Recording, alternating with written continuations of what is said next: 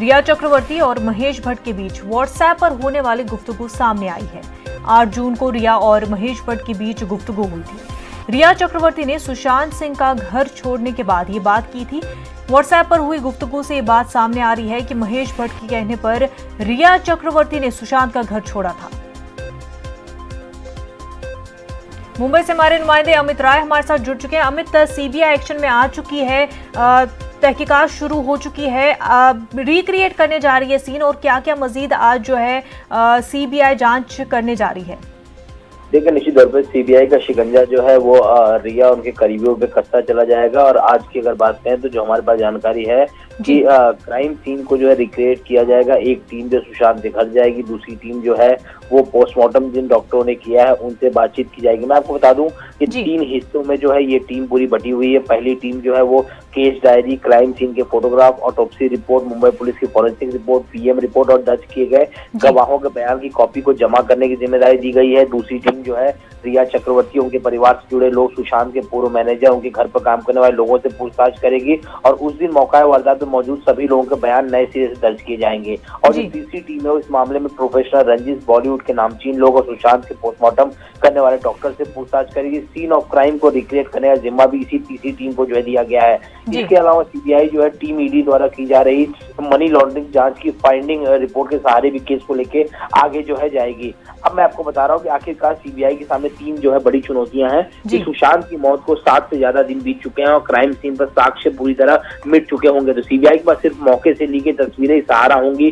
दूसरा, मुंबई पुलिस का पूरा रिकॉर्ड जो है वो मराठी भाषा में है और उसे मराठी से इंग्लिश में ट्रांसलेशन करने में लंबा वक्त लग सकता है। इनमें 56 गवाहों के बयान भी शामिल। और तीसरी बात जो सबसे महत्वपूर्ण है कि सुशांत की मौत का कोई भी चश्मदीद गवाह नहीं है, केवल एक आदमी जिसने डेड बॉडी को लटके देखा और उसने ही डेड बॉडी को उतारी। ऐसे में डेड बॉडी कहाँ और कैसे लटकी हुई थी, उसके पैर कहाँ पर थे, इन बातों को समझने के लिए भी सीबीआई को जो है मशक्कत करनी पड़ेगी। तो कुल मिलाकर देखें तो सीबीआई की राह आसान नहीं है, लेकिन सीबीआई जो है पूरी तरीके से कमर कस चुकी है और एक के बाद एक करके आज से उसका स्टेप उठाना शुरू हो जाएगा।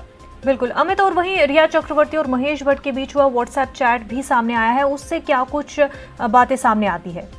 देखिए, निश्चित तौर पर जो चैट सामने है उससे ये लग रहा है कि महेश भट्ट के कहने पे ही उन्होंने जो है घर छोड़ा है और पहले से इसको लेके महेश भट्ट से उनकी बातचीत हुई थी। हालांकि अभी तक रिया चक्रवर्ती उनके वकील की तरफ से यही कहा गया था कि वो परेशान हो गई थी, कुछ बीमारियों से जो है रिया भी जूझ रही थी और इस तरह सुशांत को संभालने में वो और बीमार हो रही थी। और जिस तरह से मीतू सिंह जो है 8 तारीख को उनकी बहन आ गई थी, इसी के चलते जो है वो घर छोड़ने पे वो मजबूर हो गई। हालांकि उनका मन नहीं कह रहा था, लेकिन घर छोड़ रही थी। इस तरह की जो है कई सारी स्टोरीज हमारे सामने आई। लेकिन जिस तरह से 8 तारीख को घर छोड़ने के बाद महेश भट्ट से जो चैट हुई उसमें जिस तरह से उन्होंने कहा कि मैं आजाद हो गई हूं और आज मैं बहुत खुश हूं और अलीशा जो है बहुत आगे निकल चुकी है, इन सब चैट से यही लग रहा है कि ये सोची समझी साजिश थी और कहीं ना कहीं महेश भट्ट के इशारे पे शायद इन्होंने ये काम किया होगा।